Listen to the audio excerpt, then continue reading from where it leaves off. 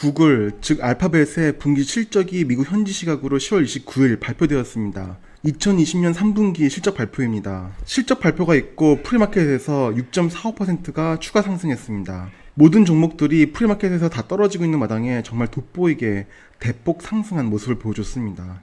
알파벳은 지난 1년간 23%가 넘게 주가 상승했음에도 불구하고 다른 테크 주식들에 비해 상대적으로 덜 올라서 자주 욕을 먹는 종목이기도 합니다. 현재 주가 수준은 코로나가 본격적으로 터지기 직전 주가 수준인 걸 보실 수 있습니다. 알파벳 같은 경우엔 무려 지난 3년간 거의 항상 애널리스트들이 매수를 외치는 대표적인 종목입니다. 목표가가 현재 주가보다 항상 높아왔고 이는 현재도 유효합니다. 전 지난 영상에서도 나스닥에서 담아야 하는 1순위 기업은 애플과 알파벳 두 기업이라고 말씀드린 적이 있고 여전히 개인적으로는 일단 애플과 알파벳은 항상 보유해야 하는 최고 우선순위 기업이라고 생각합니다. 그 이유는 우선 두 기업 모두 플랫폼 기업으로 확실히 잘 잡아서 시장에 이렇다 할 경쟁자가 없습니다. 알파벳 같은 경우엔 검색 시장에서 2, 3위 업체와는 상대가 되지 않을 정도로 독보적인 위치에 있고 안드로이드 OS를 기반으로 한 강력한 시장 점유율 및 플레이스토어 등에서의 플랫폼 기업으로서의 수익 구조 등등은 다른 나스닥에 상장된 테크 기업에 비해 확실히 더 안정적인 사업 구조를 보여줍니다.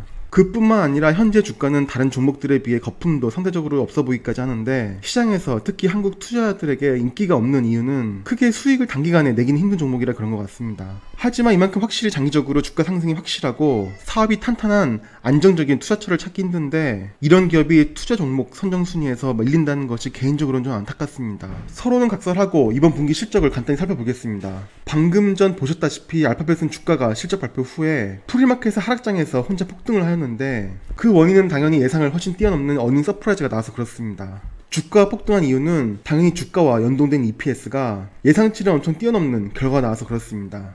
EPS 예상치는 11.29달러였는데 무려 16.4달러를 달성했습니다. 매출 역시 429억 달러가 예상치였는데 462억 달러를 달성했으니 거의 10% 가까이 서프라이즈가 나온 겁니다. 구글 클라우드의 매출도 예상치를 뛰어넘는 실적을 발표했고 유튜브 광고 매출 부문은 예상치를 15%나 뛰어넘는 실적이 나왔습니다. 트래픽 어퀴지션 코스트는 이번 전 영상인 애플 실적 영상에서 잠깐 언급드린 적이 있는데 구글이 자신의 검색 엔진으로 트래픽이 들어오게 해주는 대가로 애플과 같은 다른 업체에 지불하는 비용인데 이는 예상치보다 높게 나왔습니다. TLC가 예상치보다 높게 나왔음에도 EPS가 이렇게 월등히 높게 나온 건 확실히 이번 알파벳의 실적이 모든 사업 부문에 걸쳐 정말 꽤 잘 나온 걸 보여주는 걸로 해석할 수 있습니다. 알파벳의 주 매출원인 광고 수익부터 보면 지난 2분기에서 감소했지만 이번에 다시 성장으로 돌아섰고 광고 매출이 증가한 점에 가장 큰 기여를 한 부분은 유튜브 광고 매출이라고 합니다. 전년 동기 대비 32%나 증가를 했고 확실히 많은 사람들이 집에 있다 보니 지금 제 영상을 보시는 분들과 같이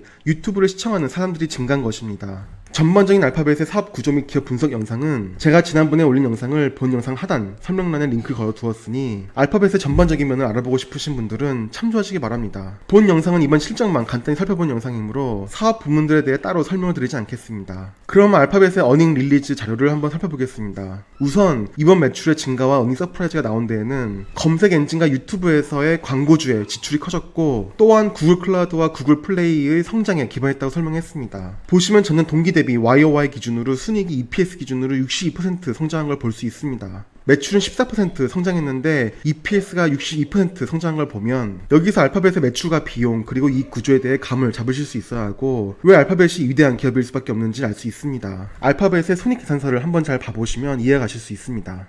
알파벳은 일반 제조업체가 아닙니다. 일반 제조업을 기반으로 한 기업은 기본적으로 매출이 있으면 그에 비례하여 일정 수준의 매출 원가가 있고 그에 따라서 매출 이익이 나오고 역시 매출에 비례한 오퍼레이팅 익스펜스가 나오고 그에 따라서 영업이익이 산출되고 순이익이 산출되고 합니다. 한마디로 비용은 어느 정도 매출에 비례합니다. 하지만 알파벳은 제조업체가 아닙니다. 물론 픽셀 같은 하드웨어를 판매하기도 하지만 알파벳은 당연히 플랫폼 기업이고 소프트웨어를 기반으로 한 기업입니다. 여기서는 매출이 어느 정도 수준을 달성하면 그 후에 발생하는 미출은 거의 이익으로 잡힌다고 해도 과언이 아닐 만큼 비용과 매출은 완전히 비례관계가 아닙니다. 비용도 좀 더 깊이 원가계 수준으로 들어가면 고정비용과 변동비용으로 나뉘는데 구글의 비용은 변동비용보다 고정비용의 성격이 강한 것입니다. 쉽게 비유를 하면 동영상 강의를 만드는 기업이 있으면 그 기업이 동영상 강의를 만드는데 1억이 들었다면 그 1억으로 비용은 끝난 것이고 1억이 넘는 매출이 발생하면 초과 매출은 대부분 그냥 순이익으로 잡히는 것 같은 논리입니다. 물론 알파벳에는 TLC라는 다소 매출과 비례하는 큰 비용 구조가 있고 매출에 상당히 비례하여 움직이는 비용들도 당연히 있지만 단순히 비유를 하자면 그렇고